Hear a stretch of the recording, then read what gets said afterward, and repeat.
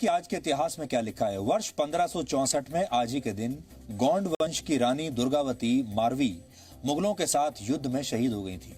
दुर्गावती का जन्म उत्तर प्रदेश के बांदा जिले में हुआ था। वर्ष 1542 में उनका विवाह जबलपुर के गोंड राजा दलपत शाह के साथ हुआ।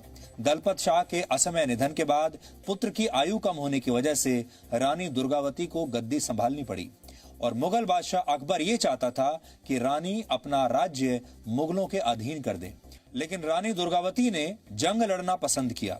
रानी दुर्गावती ने अपनी वीरता और युद्ध कौशल से 3 बार मुगलों को पीछे हटने पर मजबूर किया था, लेकिन मुगलों की ताकत ज्यादा होने की वजह से आखिर में रानी दुर्गावती की सेना हारने लगी और तब रानी दुर्गावती ने दुश्मन के हाथ आने के बजाय अपने खंजर से खुद की जान ले ली। स्पेन के मशहूर पेंटर पाब्लो पिकासो की पेंटिंग्स की पहली प्रदर्शनी वर्ष 1901 में आज ही के दिन पेरिस में लगी थी।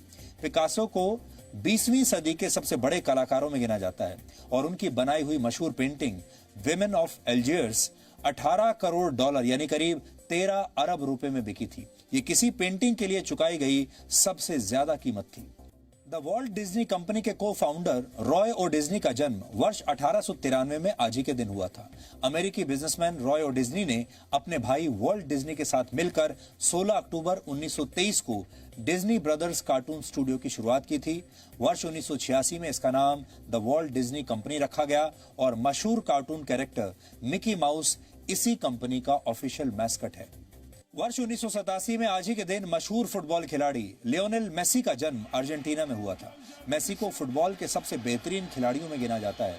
मेसी वर्ष 2009 से 2012 तक लगातार 4 बार बेस्ट फुटबॉलर का अवार्ड जीत चुके हैं। मेसी अर्जेंटीना के अलावा स्पेनिश फुटबॉल क्लब बार्सिलोना से भी खेलते हैं और मेसी की तुलना अक्सर मशहूर फुटबॉलर मैराडोना से भी की जाती है।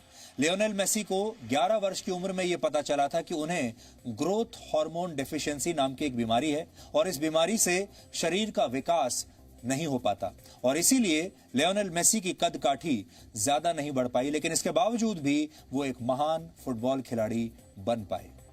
वर्ष 1904 में आज ही के दिन मशहूर अमेरिकी गायक और कॉमेडियन फिल हैरिस का जन्म हुआ था। फिल हैरिस को कई एनिमेटेड फिल्म्स में उनकी आवाज के लिए याद किया जाता है।